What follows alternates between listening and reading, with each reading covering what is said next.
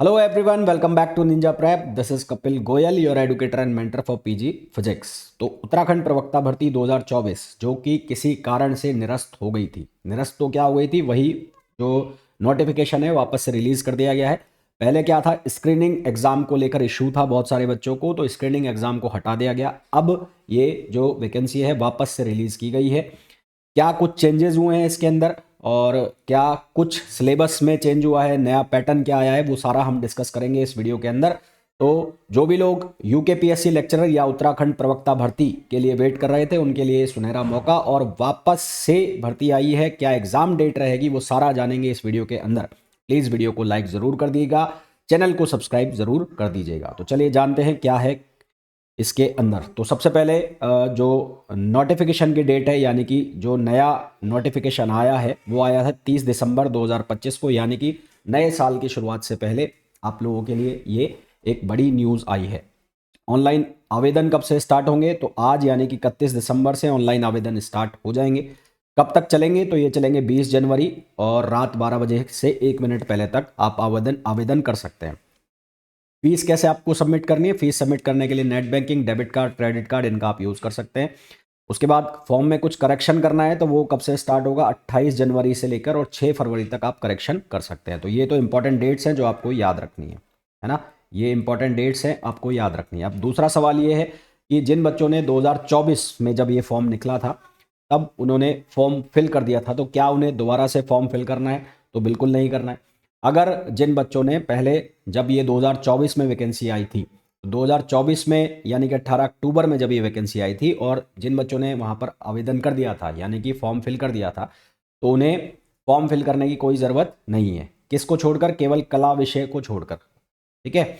यदि कोई चाहता है कि वो नया फॉर्म फिल करे, अगर उसको लगता है कुछ चेंज नहीं करना है फॉर्म के अंदर, तो ऐसा ही रहने दे।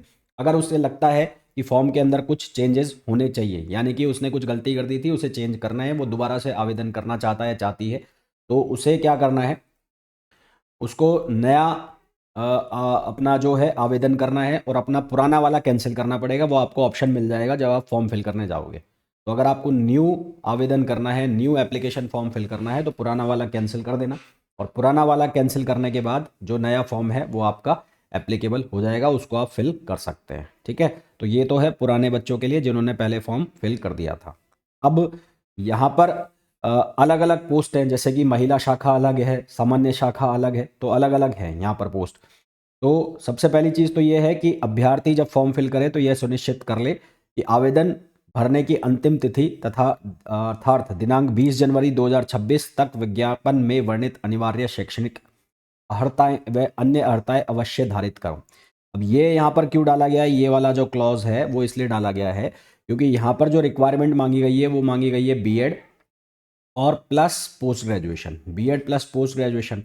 अब कई बच्चे ऐसे होंगे जिनका बीएड रनिंग होगा, है ना, बीएड रनिंग होगा, और कई बच्चे ऐसे होंगे जिनका एमए या एमएससी रनिंग होगा।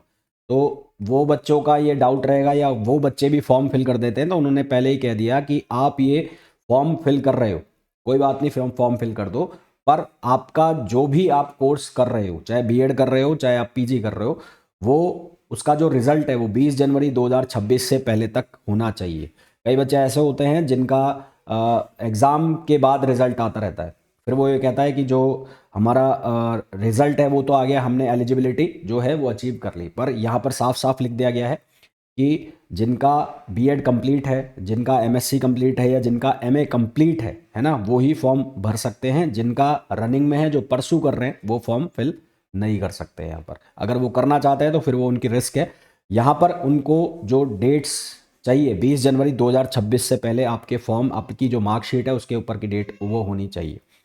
अगली बात, उसके बाद यदि कोई अभ्यर्थी एक से अधिक शाखा या विषयों में आवेदन करता है, तो वो करना चाहता है तो वो कर सकता है। एक से अधिक शाखा या विषयों में आवेदन करना चाहता है या चाहती है तो वो कर सकते हैं, जिसके लिए अभ्यर्थी को एक ही ऑनलाइन आवेदन करना है, यानी कि आपको एक ही फॉर्म भरना है। आपको 2 सब्जेक्ट में फॉर्म डालने हैं तो अलग अलग आपको फॉर्म नहीं डालने, आप एक में ही डाल सकते हैं। इसी तरह से एक से ज़्यादा शाखा में आपको फॉर्म फिल करना है तो उसके लिए भी आप एक में ही कर सकते हैं। जो मेल कैंडिडेट होंगे वो केवल जनरल शाखा यानी कि सामान्य शाखा के लिए आवेदन कर सकते हैं, जबकि जो महिला अभ्यर्थी होंगी वो दोनों शाखाएं, महिला और सामान्य शाखा दोनों के लिए आवेदन कर सकती हैं। तो ये फीमेल जो कैंडिडेट है वो जो वुमेंस कॉलेज है वहाँ पर भी, और वुमेंस जो कोएड स्कूल हैं उनके लिए भी अप्लाई कर सकते हैं। ये आपको फॉर्म के अंदर मेंशन करना पड़ेगा आप कहाँ अप्लाई कर रहे हैं। जो मेल्स हैं उनके लिए ऑब्वियसली एक ही चॉइस होगी, वो सामान्य शाखा, और जो फीमेल्स हैं उनके लिए दोनों चॉइस होंगी, सामान्य शाखा भी और महिला शाखा भी। ऑनलाइन आवेदन पत्र में ही शाखा तथा संबंधित विषयों का उल्लेख किया जाना होगा। जब आप ऑनलाइन एप्लीकेशन फॉर्म फिल करेंगे तो वहाँ आपको ये चॉइस फिल करनी है, कौन सी शाखा के लिए आप फॉर्म फिल कर रहे हैं और कौन से विषय के लिए आप फॉर्म फिल कर रहे हैं। एक से अधिक विषयों हेतु आवेदन पत्र करने की दशा में प्रत्येक विषय हेतु निर्धारित शुल्क व प्रोसेसिंग शुल्क अलग अलग जमा कराना होगा। यानी कि अगर आप एक से ज़्यादा विषयों के अंदर फॉर्म फिल करते हैं तो उस केस में आपकी जो फीस है वो ऐड होती जाएगी। एग्जाम्पल के लिए आपने मैथ्स और फिजिक्स दो में फॉर्म लगाया तो मैथ की जो फीस है वो आपकी अलग लगेगी, फिजिक्स की अलग लगेगी, प्रोसेसिंग फीस जो दोनों की अलग अलग है वो भी आपको देनी होगी। प्रोसेसिंग फीस एक नहीं होगी, वो दोनों की अलग अलग होगी। ठीक है, तो इस तरह से आपको फॉर्म फिल करना है। ठीक, उसके बाद नंबर ऑफ वैकेंसीज क्या है वो जान लेते हैं। तो सामान्य शाखा के अंदर जो प्रवक्ता की भर्ती है उसमें टोटल सीट्स है 725, जिसमें हिंदी में कुल हैं 78। बाकी जो क्लासिफिकेशन है, कैटेगराइजेशन है वो लिखा हुआ है सामने, वो आप देख लेना। अंग्रेजी के अंदर 54 सीटें हैं, संस्कृत के अंदर 62, भौतिक शास्त्र यानी कि फिजिक्स के अंदर 73, रसायन शास्त्र के अंदर 51, गणित के अंदर 43, जीव विज्ञान के अंदर 67 सीट्स हैं।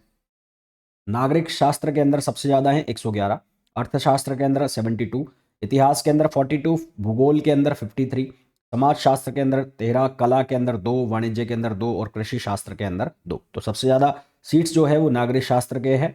उसके बाद जो है अर्थशास्त्र में, उसके बाद फिजिक्स में अच्छी खासी सीट्स हैं, केमिस्ट्री में 51 सीट्स हैं, इसके अलावा जीव विज्ञान में भी 67 सीट्स हैं। और इसी तरह से महिला शाखा में भी यहाँ पर हिंदी के अंदर 10 सीट्स हैं टोटल, अंग्रेजी के अंदर 14 हैं, संस्कृत के अंदर 1 है, भौतिकी शास्त्र के अंदर 7 हैं, रसायन के अंदर 3 है, जीव विज्ञान के अंदर 4 है, नागरिक शास्त्र के अंदर 5 है। तो इस तरह से ये सीट्स का क्लासिफिकेशन है वुमेंस विंग, फीमेल विंग में, और जो सामान्य जनरल जो सीट्स हैं उसके लिए। जो पोस्ट का नाम होगा वो क्या होगा, प्रवक्ता यानी कि लेक्चरर। कौन से डिपार्टमेंट में होंगी, माध्यमिक शिक्षा विभाग। टोटल महिला और सामान्य शाखा को मिलाकर कुल पद जो हैं वो है 808। सैलरी जो स्ट्रक्चर रहेगा 47,600 से 1,51,100 तक। और उसके अलावा जो मिनिमम एज लिमिट है वो है 21 वर्ष और मैक्सिमम है 42 वर्ष। मिनिमम 21 और मैक्सिमम कितना है 42, 42।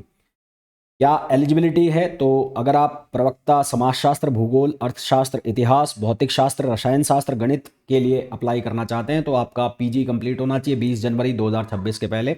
साथ ही साथ आपका बीएड या एलटी डिप्लोमा कंप्लीट होना चाहिए 2020 जनवरी 2026 के पहले। यहाँ पर परसेंटेज का ऐसा कोई भी क्राइटेरिया मेंशन नहीं है कि 50%, 60%, ऐसा कोई भी क्राइटेरिया यहाँ पर मेंशन नहीं है। उसके बाद जो एज जो कैलकुलेशन है वो कब से कैलकुलेशन होगी, तो आयु की गणना तिथि 1 जुलाई 2025 को आपकी न्यूनतम 21 वर्ष होनी चाहिए। जो अभी 21 से छोटे हैं वो अप्लाई नहीं कर सकते। तो जो 21 कब कंप्लीट हो जाना चाहिए, 1 जुलाई 2025 को न्यूनतम आयु 21 वर्ष तथा अधिकतम 42 वर्ष होनी चाहिए। यानी कि आपकी जो डेट्स की एज की कैलकुलेशन की डेट है वो ये डेट है, मिनिमम के लिए भी और मैक्सिमम के लिए भी। यानी कि इसका मतलब ये है कि आपका जो जन्म है 2 जुलाई 1983 के पहले ना हुआ हो और 1 जुलाई 2004 के बाद जिनका जन्म हुआ है वो अप्लाई नहीं कर सकते।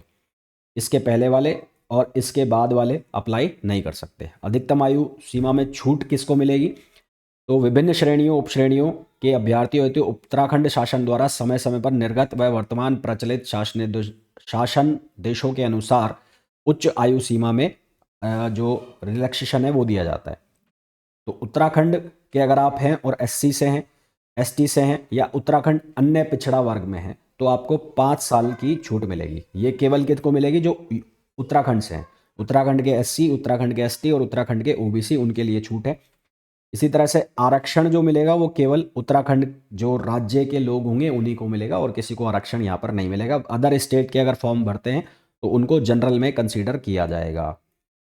उसके बाद यहाँ पर ऑनलाइन जो आप फॉर्म फिल करेंगे उसकी डिटेल्स है वो आप देख लेना। जब फॉर्म फिल करने जाओगे तो आपके लिए कुछ चीज़ें यहाँ पर है कि लॉगिन करते समय अपना मोबाइल नंबर आप जो वही डालना जो आप के पास कम्युनिकेशन हो सके। कई बार होता है कि जब आप फॉर्म फिल करवाने जाते हैं तो जो ई मित्र वाले होते हैं, फॉर्म फिल करने वाले होते हैं, वो अपना मोबाइल नंबर डालते हैं, फिर उनके पीछे घूमते रहोगे। तो वो सब मत करना, अपना मोबाइल नंबर डालना, अपनी ही ईमेल आईडी डालना, उनकी ईमेल आईडी मत डालना।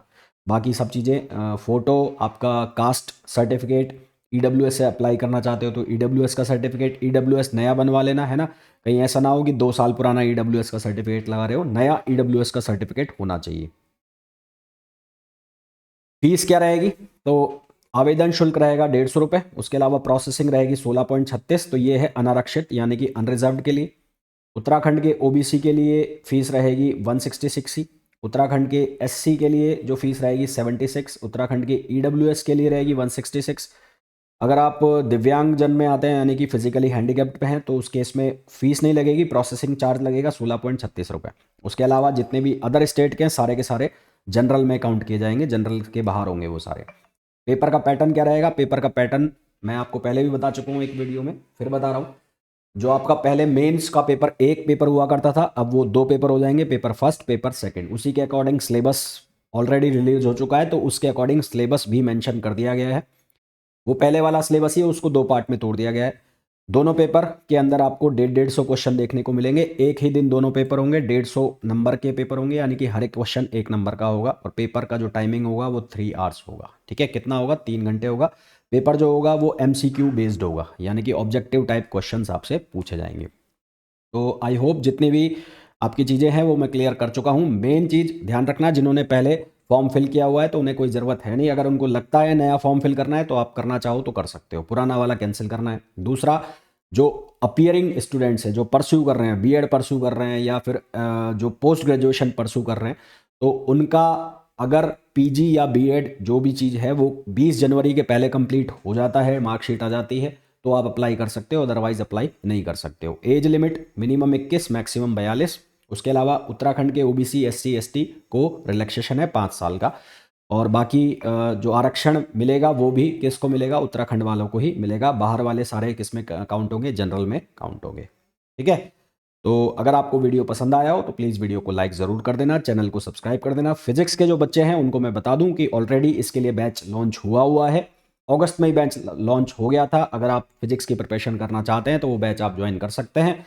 रिकॉर्डेड वीडियोस आपको सारे मिल जाएंगे, जो मैंने पढ़ाया है वो सारा का सारा आपको मिल जाएगा। उसके अलावा टेस्ट सीरीज अभी स्टार्ट होगी। कई बच्चों की डिमांड है कि प्रैक्टिस क्वेश्चन बैच लाया जाए, तो प्रैक्टिस क्वेश्चन बैच अभी अगले 1-2 दिनों में स्टार्ट किया जाएगा। हिंदी मीडियम के जो बच्चे मुझे देख रहे हैं, जो सुन रहे हैं, अगर हिंदी में बैच चाहिए, अभी हालांकि मेरा अभी कोई ऐसा प्लान नहीं है, पर हिंदी में रिक्वायरमेंट ज़्यादा आई, हिंदी में बहुत ज़्यादा बच्चों की रिक्वायरमेंट आई, तो हिंदी में बैच स्टार्ट किया जाएगा। और हिंदी में भी जो पीजी वाला पार्ट है सिलेबस का, वो तो हिंदी में मैं कवर नहीं कर सकता। जो ग्रेजुएशन वाला पार्ट है उसको भी हिंदी में फिर भी देखा जा सकता है। तो it is all about UKPSC lecturer vacancy 2025। Video को लाइक ज़रूर कर देना, चैनल को सब्सक्राइब ज़रूर कर देना।